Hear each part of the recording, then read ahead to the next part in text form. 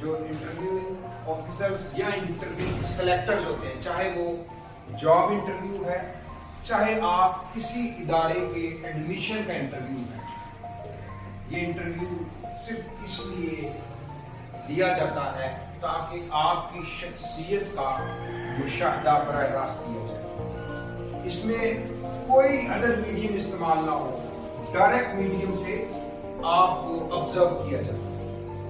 Basically ہمیشہ سے زندگی میں 3D ٹیسٹ ہوتا ہے، جتنے بھی اچھے ادارے ہیں وہاں پہ 3D ٹیسٹ کیے جاتے ہیں، 3 ڈائمینشنلز، جس میں آپ کی پرسنالٹی ہوتی ہے، ایک آپ کی پریزنٹیشن ہوتی ہے اور ایک آپ کی پرفارمنس ہوتی ہے۔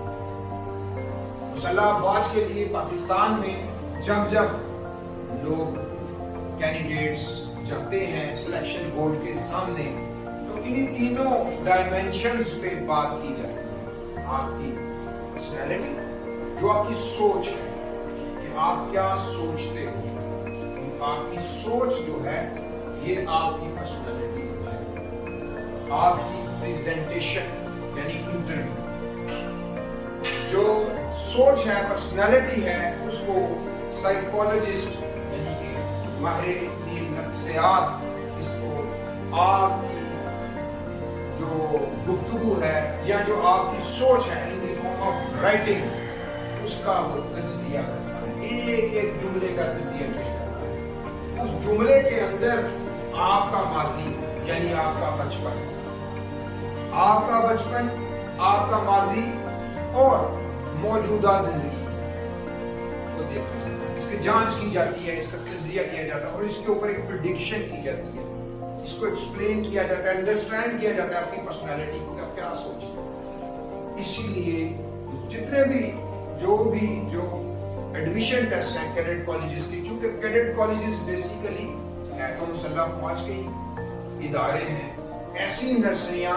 جو مستقبل کے لیڈرز کو بناتی ہیں، اس کے لیے ایک پروسیجر ہے۔ اس کے علاوہ جو مسلح افواج میں بطور کمیشن آفیسر یعنی ملٹری لیڈرز جوائن کرنا چاہتے ہیں، ان کے لیے بھی ایک سلیکشن کا طریقہ کار، کیونکہ ساری افواج جو ہیں یا سارے اچھے ادارے دنیا کے جو بڑے بڑے ادارے ہیں یا مہذب دنیا میں، ترقی یافتہ دنیا میں، right man for the right job کا اصول ہے۔ ہر شخص کسی نہ کسی کام کے لیے پیدا کیا گیا ہے، اس کی کچھ طبعی رجحانات، میلانات اور اس کی ترجیحات، انہی ترجیحات کی بنا پر وہ مستقبل میں ایک اچھا کارکن، ایک اچھا لیڈر، ایک اچھا انسان ثابت ہو سکتا ہے۔ اس لیے جب آپ کی پرسنالٹی کی بات کی جاتی ہے، آپ کی سوچ کا جانچ، آپ کی سوچ کا تجزیہ، اب آپ کی سوچ بنتی کیسے ہے؟ یہ جو آپ کا شعور ہے، شعور وہ بڑی آنکھ ہے جس کے تحت آپ دنیا کو دیکھتے ہیں۔ آپ نے دیکھا ہوگا کہ دنیا میں ہر شخص کا ہر چیز کو دیکھنے کا زاویہ، نقطہ نگاہ مختلف ہے۔ میں آپ کے سامنے یہ مارکر دیتا ہوں، میں آپ کو کہتا ہوں اس مارکر کے دیکھیں، اور اس مارکر کو دیکھنے کے بعد آپ کے دماغ کے اندر جو سوچ ہے وہ کیا پیدا ہوتی ہے، اس مارکر کو کیا سمجھتے ہیں، کیا ہے۔ آپ جب تجزیہ کریں گے تو ہر طالب علم کا اپنا مختلف نقطہ نگاہ ہوگا۔ یہ مختلف نقطہ نگاہ کیوں ہوگا؟ اس لیے کہ جو زندگی اب تک آپ لوگ گزار چکے ہیں، جو آپ تجربات کر چکے ہیں، وہ سارے آپ کے مائنڈ میں، آپ کے ذہن میں، آپ کے شعور، لاشعور، سب کانشیس میں سٹورڈ ہے۔ اسی کی بیس پہ، انہی پیٹرن کی بیس پہ آپ نے وہ سامنے لانا ہے۔ تو جب بھی سائیکولوجیکل ٹیسٹ ہوتے ہیں، اس کے اندر ایک ٹیسٹ جس کے اندر آپ کی سوچ کو کاغذ کے اوپر لکھوا لیا جاتا ہے۔ آپ کو مختلف ٹیکنیک کے ذریعے سے، مختلف ٹیسٹ کے ذریعے سے آپ کی سوچ کو ان دی فارم آف رائٹنگ لکھا لیا۔ جب سے لکھا لیا، یہ جو ٹیسٹ ہے یہ آئسولیشن میں، آپ کا آئسولیشن میں ٹیسٹ ہوتا ہے۔ اس وقت سلیکٹر آپ کو نہیں دیکھ رہا، جو ٹیسٹ لینے والا ہے وہ بھی آپ کو نہیں دیکھ رہا، اس کے لیے آپ اجنبی، وہ آپ کے لیے آپ نے اپنی جتنی بھی سوچ ہے وہ پین پہ، کاغذ پہ لکھ دی، آپ اس سوچ کے اوپر جو سائیکالوجسٹ ہوتے ہیں، ماہرین ہوتے ہیں، وہ اس سوچ کو پڑھتے ہیں، اس کو انڈرسٹینڈ کرنے کی کوشش کرتے ہیں.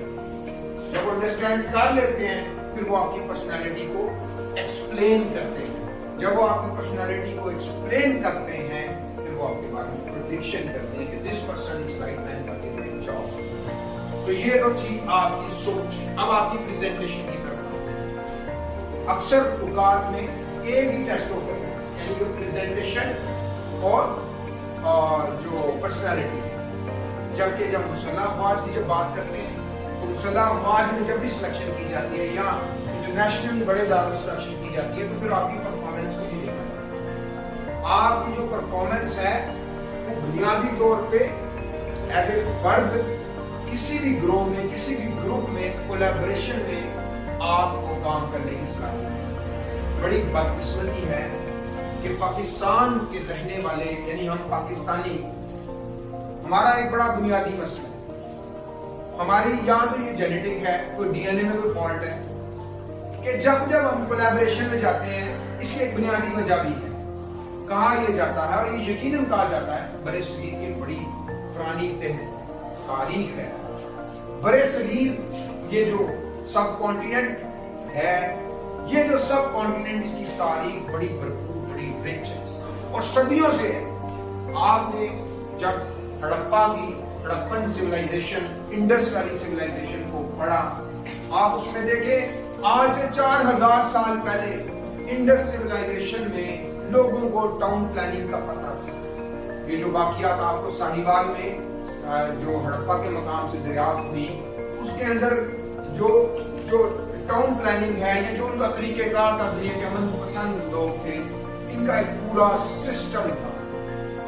یہ صدیوں سے لوگ عقل مند ذہین ترین لوگ ہیں. آج بھی دنیا میں اس بات کو سمجھا جاتا ہے کہ جو بڑے صغیر کے لوگ ہیں، جو بڑے ہم لوگ ہیں، سب کانٹیننٹ کے لوگ، اس میں انڈیا بھی شامل ہے، یہ بڑے ٹیلنٹڈ اور بڑے ذہین لوگ ہیں اور اس میں کوئی شک نہیں ہے. آپ دیکھیں 1600 عیسوی سے پہلے بڑے صغیر دنیا میں سونے کی چڑیا کہلاتا تھا. آپ دیکھیں کہ یہ جو کوئی قوم امیر ہوتی ہے، اس کے اندر اس کی معیشت مضبوط ہوتی ہے تو ڈیفینیٹلی اس کے اوپر ہی آتے ہیں نا. اب بڑے صغیر میں جو ہڑپا کی سیولائزیشن کی ہم نے بات، اس میں بھی یہی تھا. وہ بڑے امیر لوگ تھے، بڑے رچ تھے، لیکن انہوں نے اپنے ڈیفینس کو، اپنے جو افواج تھی وہ نہیں مینٹین کی. یہی وجہ تھی کہ آریانز جب آئے اس میں تو آریان جنگجو تھے، لڑاکو تھے. انہوں نے پھر سارے یہ جو انڈس ویلی سیولائزیشن کے باشندے تھے ان کو یہاں سے کھدیڑ دیا اور قبضہ کر لیا.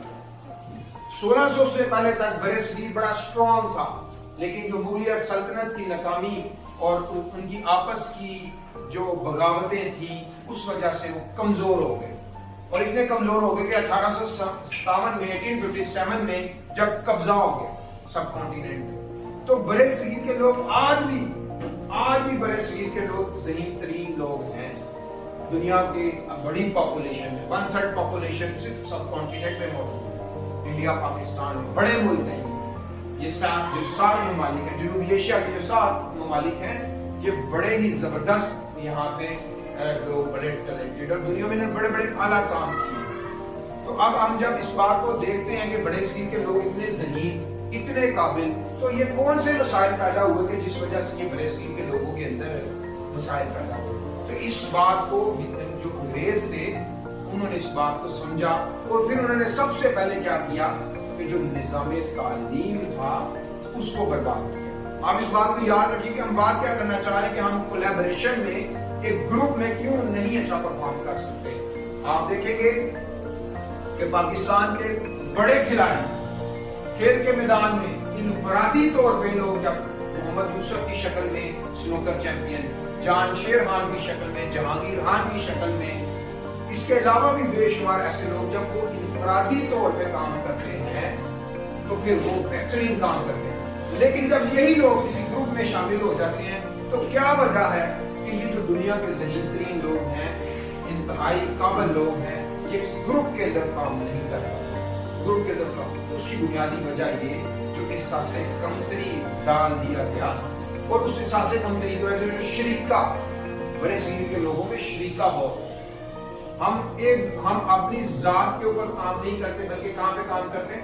دوسروں کے کاموں کو ہم دیکھتے ہیں. ہم یہ چاہتے ہیں کہ ہم اپنے آپ کو تبدیل نہ کریں, ہم دوسرے کو تبدیل کریں, جبکہ تبدیل اپنے آپ کو کرنا ہوتا ہے. اسی لیے بڑے صغیر میں جب یہ دیکھتے ہیں right man for the right job, بے شمار ایسا ٹیلنٹ ہمارا ویسٹ ہو رہا ہے جن کی وہ تربیت نہیں ہو پا رہی. اسی لیے ہمیشہ انٹرویو میں بہت مشکلات ہوتی ہیں. انٹرویو میں بڑا کامن سوال ایک پوچھا کرتا ہے, بھائی آپ کی خوبیاں خامیاں بتائیں, بھائی 5 خوبیاں خامیاں بتاؤ, 10 7 بتا دیں, 3 بتا.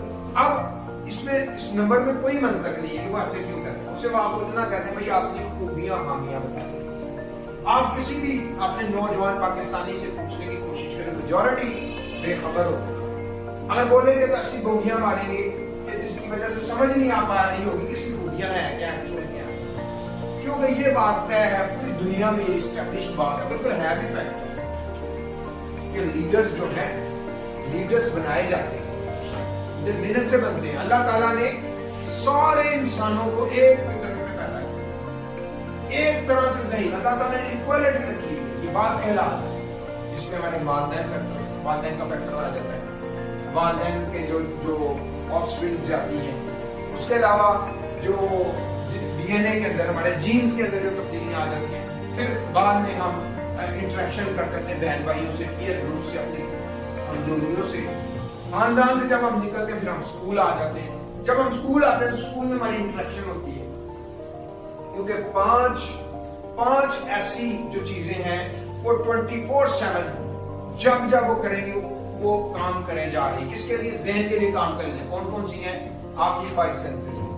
جو بھی آپ دیکھی جا رہے ہو, جتنا کچھ بھی دیکھی جا رہے ہو, جو بھی دیکھی جا رہے ہو, یہ آپ کے ڈیٹا آپ کے مائنڈ میں اسٹور ہو رہا ہے. سن رہے ہو, چک رہے ہو, بول رہے ہو, جو بھی کر رہے ہو, وہ آپ کے ڈیٹا سینٹر کے اندر ریکارڈ ہو رہا ہے. جب وہ ریکارڈ ہو رہا ہے تو ڈیفینیٹلی وہی جو ریکارڈنگ ہے وہی آپ کی پیٹرن آف تھاٹس بناتی ہے. تو اب ہم یہ دیکھ رہے ہیں کہ جب ہم بات کریں کولیبریشن, کہ ہم کولیبریشن میں کیوں نہیں کام کر پاتے, یا ہمیں اپنے بارے میں کیوں نہیں پتا ہوتا. پوری دنیا میں لیڈرشپ کا جو سب سے اہم اصول ہے وہ یہ ہے, جو بندہ بھی جتنا زیادہ اپنے بارے میں جانتا ہے, جتنا زیادہ اس کو اپنے بارے میں علم ہوتا ہے, اتنا بڑا وہ لیڈر ہوتا ہے. لیڈر کون ہو سکتا ہے؟ لیڈر کون ہوتا ہے؟ سب سے پہلے ہمیں اس سوال کو بھی دیکھیں, ہو از لیڈر. رہنما کون ہے جو لیڈ کرتا ہے؟ ہر کوئی نہیں کر سکتا, ہر کوئی نہیں کر سکتا. ہاں, جس کو لگے کہ یار میرے بھی یہ پرسنالٹی ٹریٹس نہیں ہیں, مجھے کر لیا. آپ سے پوچھا جائے کیا بننا چاہتے بڑے ہوتے ہیں؟ میں فوجی بننا چاہتا. آپ فوجی تو بننا چاہتے ہیں, لیکن آپ یہ سوچ, آپ اس فوجی شخصیت بنانا نہیں چاہ رہے. فوجی شخصیت ہے. آپ سائنسدان بننا چاہتے ہیں, سائنسدان ایک شخصیت ہے, اس کے کچھ ایٹریبیوٹس ہیں. جو کام فوجی کر سکتا ہے وہ سائنسدان نہیں کر سکتا, جو سائنسدان کر سکتا ہے فوجی نہیں کر سکتا. ہر جاب کی اپنی ایک ریکوائرمنٹ ہے, ہر کام کی اپنی, یہ آپ نے تلاش کرنا. تلاش کیسے کریں گے؟ جب اپنے پر غور کریں گے. اور انٹرویو میں بیسیکلی انہی چیزوں کو دیکھا جاتا ہے کہ یہ جو کہہ رہا ہے, جو اپنے آپ کو پیش کر رہا ہے, کیا ایکچوئل ایسا ہے کہ نہیں. جب آپ ایسے ہوتے نہیں, شوق سب کو ہوتا ہے کہ میں بڑا افسر بنوں, بڑا سب کچھ کروں, لیکن وہ جو شوق ہے, وہ خواہش جو ہے, اس کی تکمیل, اس کی چاہت کے لیے کچھ کام کرنا پڑے گا. سورۃ نجم میں قرآن پاک میں اللہ تعالیٰ نے فرمایا وَأَلَّيْسَ لِلْإِنسَانِ إِلَّا مَا سَعَىٰ. انسان کے لیے وہ کچھ جس کی اس نے کوشش کی. اب آپ کوشش کیا کرتے ہیں؟ میں ہمیشہ سے بات کرتا ہوں, بڑی بدقسمتی سے ایک ایسے طریقے کے تحت پچھلے گزشتہ 15 سال سے یہ بات دیکھ رہا ہوں کہ سلولی اینڈ گریجولی ہماری آنے والی نسلوں کو یہ بات سکھائی جا رہی ہے, تھوڑی سی بارش ہو جائے چھٹی کر لو. دیکھیں کتنی یہ ہماری حکومتیں بھی کتنی جاہل ہیں. میں یہ بات کہتا رہتا ہوں کہ جو ہماری پاکستان میں مسلط حکومتیں ہیں, ان کا کردار جاہلانہ ہے.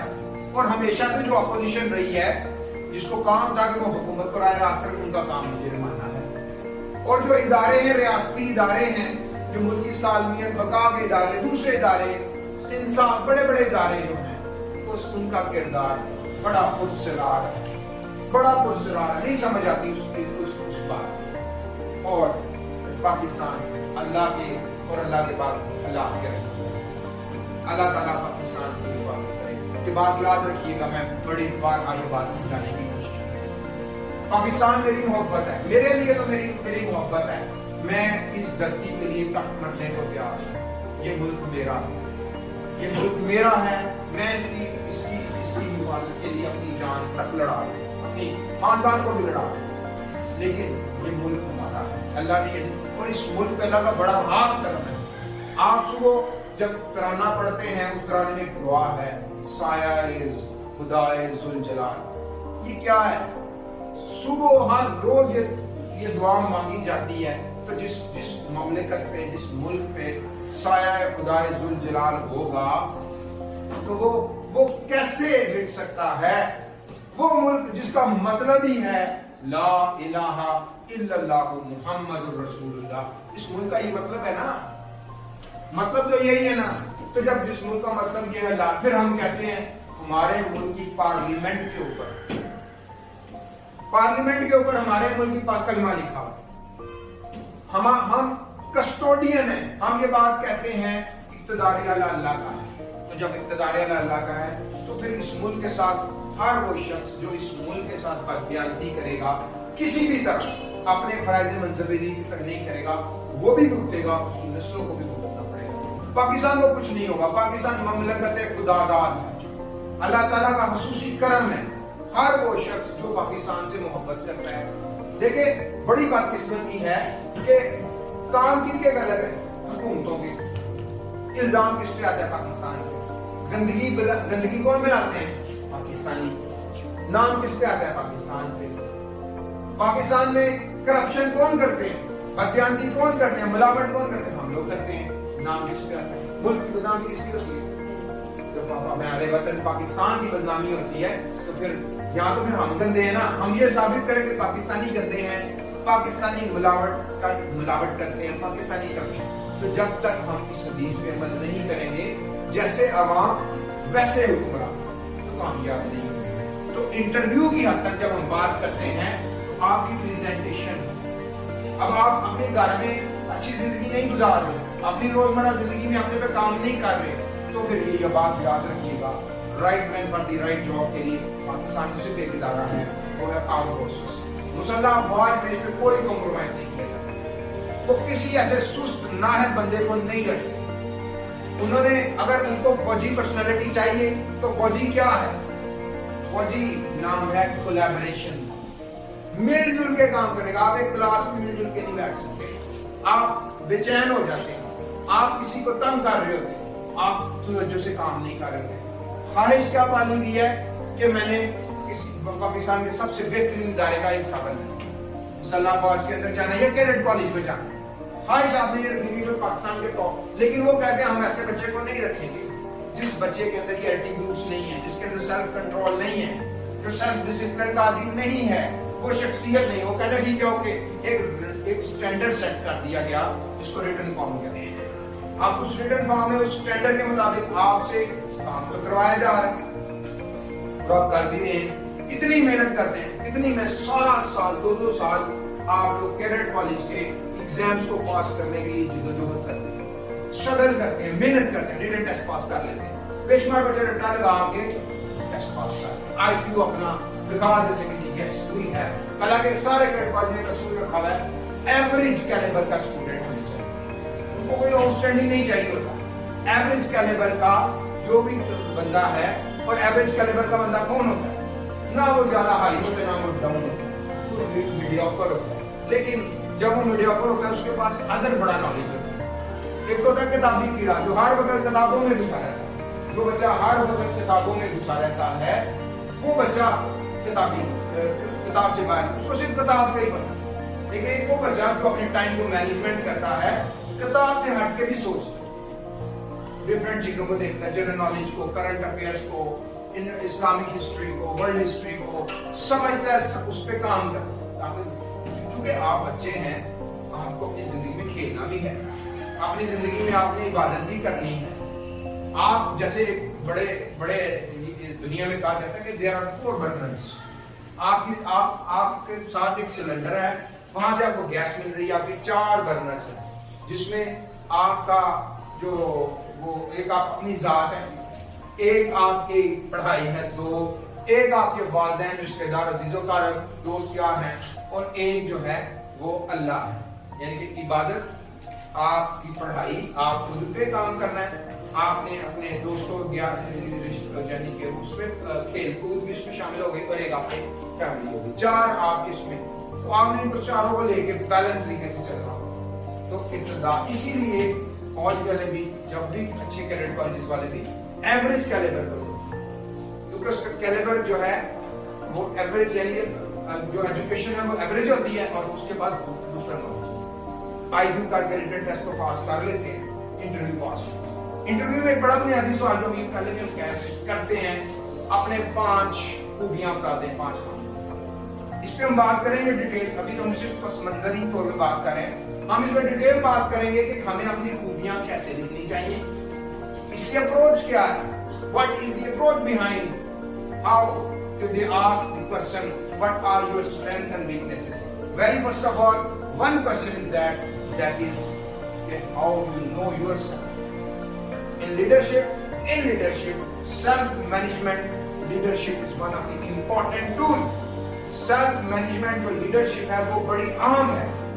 اس self-management leadership میں جو چیز دیکھی جاتی ہے, اس میں یہ دیکھا جاتا ہے کہ آپ کتنا اپنے inner self کو جانتے ہیں, اپنے آپ کو کتنا جانتے. اسی لیے کہا جاتا ہے if you can manage your inner world, you can manage your outer world. آپ اپنے outer world کو کر سکتے ہیں. اگر دیکھیں 2 ہی چیزیں نا, ایک وہ شخص جو اپنے اندر سے ڈرائیو ہو رہا ہے, اندر سے چل رہا ہے, ایک وہ شخص جو باہر سے حالات سے چل رہا ہے. ہر وہ شخص جو جذباتی ہے, جو جذبات کے روح میں بہ جاتا ہے, جو حالات کے تھکڑوں پہ چلتا ہے. آپ دیکھیں سمندر میں شپ ہوتا ہے, بحری جہاز, اس کا ایک ویل اسٹیئرنگ ہوتا ہے, اس سے اس کو کنٹرول کیا جاتا ہے. اگر آپ اس کا انجن بند کر دیں, اس کو لہروں کے تھپیڑے پہ چھوڑ دیں, اس جہاز کا انجام کیا ہوگا؟ اگر تو ڈیپ ہے, سونر اور لیٹر وہ فوری طور پہ کیا ہوگا, ساحل پہ چڑھ جائے گا. اور ہر وہ شپ جو ایک دفعہ بڑا شپ ساحل پہ چڑھ جائے, اس کو دوبارہ سمندر میں لے کے جانا وہ ٹوٹ جاتا ہے. اسی طرح آپ کی زندگی, اگر آپ نے اپنی زندگی کو ہوا کی لہروں اور پانی کے تھپڑوں پہ چھوڑ دیا, حالات کے اوپر اپنے آپ کو چھوڑ دیا, ٹھیک ہے, جیسا چل رہا ہے چلے, ڈنگ ٹپا رہے, تو پھر آپ کا یقیناً حال کیا ہوگا, اس شپ کی طرح کہ سونر اور لیٹر آپ سائڈ پہ جا کے ٹوٹ جائیں گے. تو آپ کو مینیج کرنا ہوگا. جب میں آپ اندر سے آپ کے اندر کو مینیج کریں گے, آپ کا آؤٹر, اور یہی چیزیں سارے انٹرویوز میں چیک کی جائیں, صرف یہی چیزیں چیک کی جائیں, کیونکہ مسلح افواج کی ایک اپنی لائف ہے, ایک اپنی وے آف لائف ہے. Army is not the profession, military organization is not the profession, it's way of life. Cadet colleges بھی جو ہیں وے آف لائف, وہاں پہ زندگی ہے, پڑھاتے ہیں, پڑھانے کے ساتھ آپ کو زندگی گزارنے کا ڈسپلن کے ذریعے سے, نظم و ضبط کے ذریعے سے. دیکھیں دنیا میں کیا ہے, 2 ہی چیزیں ہیں, یا آزادی ہے یا غلامی ہے. اب جو غلامی ہے وہ بدترین جو عذاب ہے اللہ کی طرف سے انسان پہ, لیکن جو آزادی ہے, جو ہماری فریڈم ہے, بڑی اچھی چیز ہے, اس میں انسانی نشو. لیکن آزادی وہ آزادی نہیں جو ہم پاکستانی, دنیا میں لوگ سمجھتے پاکستان غلام ملک ہے. مشرق کے لحاظ سے پاکستان ایک غلام ملک ہو سکتا ہے, یقیناً ہے. I M F, World Bank اور ہمیں جکڑ لیا ہوا ہے قرضوں سے. ہم نے اپنی زندگی میں پہلا قرضہ $25,000 لیا تھا 1950, پہلی دفعہ ہمیں لینا پڑا تھا. اور 2008 میں تو ہم نے اپنی تاریخ کا سب سے بڑا قرضہ, ابھی پھر ہم آئی ایم ایف سے قرضہ لینے جا رہے ہیں. چلے معیشت کے طور پہ, لیکن ویسے ہم آزاد ہیں, اتنے آزاد ہیں, صحیح معنوں میں ایسے آزاد ہیں کہ شتر بے مہار ہے. شتر بے مہار کی آزاد نہیں ہے, وہ بھی ہو جائے گی جو صورت ہے, لیکن شتر بے مہار کیسے؟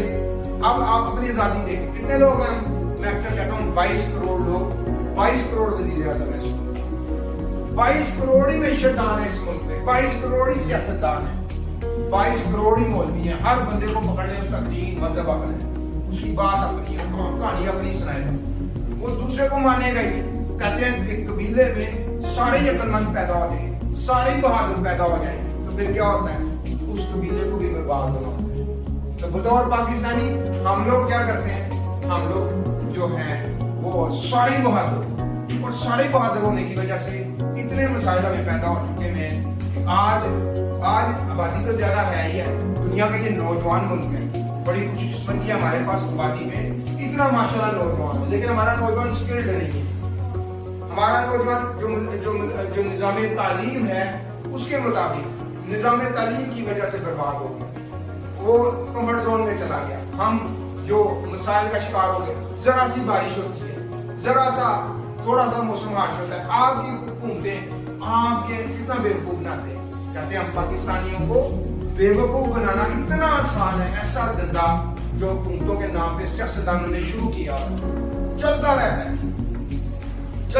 ہے اور یہ ختم بھی نہیں ہوتا، آج بھی نہیں ختم ہو رہا. ہمیں بیوقوف بنانا بہت آسان ہے، لیکن یہ بات بتائی جائے کہ آپ کو بیوقوف بتایا جا رہا ہے، سمجھائی جائے آپ نہیں مانیں گے. اب کیا ہے، آپ کی زندگانی کے نام پہ، آپ کی صحت کے نام پہ ذرا سا موسم ہارش ہوتا ہے، کیا کرتے ہیں؟ اسکول بند کر دو. اب اس نوجوان نسل نے جس نے کل اس ملک کی قیادت کرنی ہے، کسی آرگنائزیشن میں جانا ہے، ان کی عادت آج کی سستی آ گئی، یہ سست ہو گئے. یہ چھوٹی چھوٹی باتیں ماں باپ بھی چھٹی کرا لیتے تھے. ہمارے وقتوں میں ہمیں چھٹی کا کانسیپٹ ہی نہیں ہوتا، پرائز ملتے تھے، ہمیں فخر ہوتا تھا کہ ہم وہ واحد بچے ہیں جو پورا سال اسکول میں، گرمی ہے سردی ہے، اس سے زیادہ بارش ہوتی تھی، اس سے زیادہ سخت سردی، زیادہ لمبی سردی ہوتی تھی، کم سردی نہیں ہوتی تھی. لیکن آج جتنی زیادہ یہ سردی کے نام پہ انہوں نے یہ کانسیپٹ شروع کیا ہے، جتنا بھی زیادہ یہ کانسیپٹ شروع کیا ہے سردی کے نام پہ، گرمی کے نام پہ، کسی بیماری کے نام پہ، اسموک کے نام پہ، اس کو روکیں گے نہیں، اس کو ختم نہیں کریں گے. یہ تو کام عام بندہ بھی کر سکتا ہے، نالائق آدمی بھی یہ کام کر. اسی لیے کہا نا، جب تک right man for the right job نہیں آئے گی یہ نہیں صحیح ہوگا. اس لیے ہم نے ابھی ساری گفتگو کا جو لب لباب یہ ہے کہ ہم نے ایک پس منظر کی بات کی، انٹرویو کی کہ جو پریزنٹیشن ہے اس کے ذریعے سے اس کی اپروچ کیا ہے، اس کی منطق کیوں انٹرویو لیا جاتا ہے، اس کے اوپر ہم نے بات کی. ابھی ہم انٹرویو کے مزید جزیات پہ بات کریں گے کہ کس طرح انٹرویو کے اندر آپ کے آئی کیو کو، انٹیلیجنس کوشنٹ کو، آپ کے فزیکل کوشنٹ کو، آپ کے ایموشنل کوشنٹ کو اور آپ کے اسپرچل کوشنٹ کو گاج کیا جاتا ہے، سمجھا جاتا ہے، مشاہدہ کیا جاتا ہے، اس کو انڈرسٹینڈ کیا جاتا ہے. انڈرسٹینڈ کرنے کے بعد آپ کی پرسنالٹی کو ایکسپلین کیا جاتا ہے. ایکسپلین کرنے کے بعد آپ کے بارے میں پریڈکشن کی جاتی ہے کہ اس امیدوار کو بطور کیڈٹ کالج اس کو داخلہ دے دیا جائے یا نہ دیا جائے، یعنی ریکمینڈ کر دیا جائے یا ناٹ ریکمینڈ کر دیا جائے. اور جب تک یہ بنیادی سوال موجود رہیں گے آپ لوگوں کو مسائل، آپ یہ بات سمجھ لیں، آج سے بات سمجھ لیں کہ آپ کولیبریشن میں کام نہیں کر سکتے.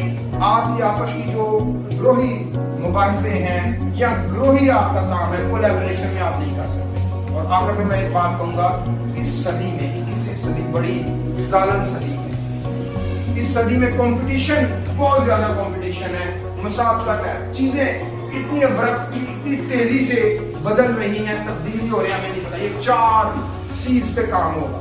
ون از دی کریٹیوٹی، آپ کے اندر کریٹیوٹی ہونی چاہیے، کریٹیکل تھنکنگ ہونی چاہیے، کولیبریشن ہونی چاہیے آپ کے اندر، آپ کے اندر کمیونیکیشن سکلز ہونے چاہیے. You can have the expression. اسی بات کو علامہ اقبال نے کہا تھا، نگاہ بلند سخن دل نواز جان پر سوز، یہی ہے رخت سفر میرے کارواں کے لیے. تو انٹرویو کے اوپر بات کر رہے تھے، انٹرویو کی اپروچ، اس کے پس منظر کی بات کی. انشاءاللہ ہم اس کے اوپر فردر بات کریں گے اور ہم آگے آپ کو اگلے پروگرام میں بات کرانے کی کوشش کریں گے کہ یہ جو آپ سے انٹرویو کے اندر پوچھا جاتا ہے کہ آپ کی خوبیاں اور خامیاں، اس کو کیسے بیان کرنا چاہیے، اس کو بیان، یہ بڑا امپورٹنٹ ہے کیونکہ اس کی بیس پہ آپ کی سلیکشن ہو جاتی ہے، آپ کی پرسنالٹی کو سمجھا جاتا ہے وہ کیوں آپ سے یہ سوالات پوچھتے ہیں اور ان سوالات کے کیا پاسبل آپ کو جوابات